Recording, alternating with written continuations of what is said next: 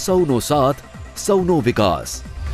માનનીય મુખ્યમંત્રી શ્રી નરેન્દ્ર મોદીએ જે ઇંગ્લિશને પ્રાધાન્ય આપી અને જે ગામડાઓના શહેરમાં અલગ અલગ જગ્યાએ વિવિધ કેન્દ્રો સ્થાપી અને ખૂબ જ ઓછી મહેનતે ખૂબ જ સારી જગ્યાએ અને સારી રીતે અંગ્રેજી શીખવાડી શકાય એ માટેના જે પ્રયત્નો હાથ ધર્યા છે એ ખૂબ જ આવકારદાયક છે।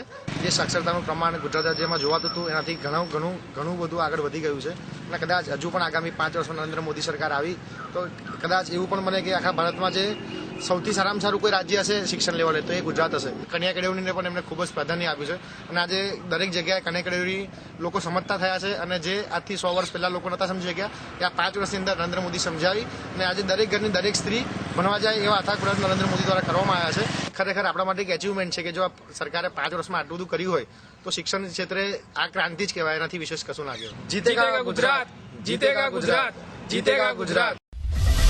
સૌનો સાથ સૌનો વિકાસ।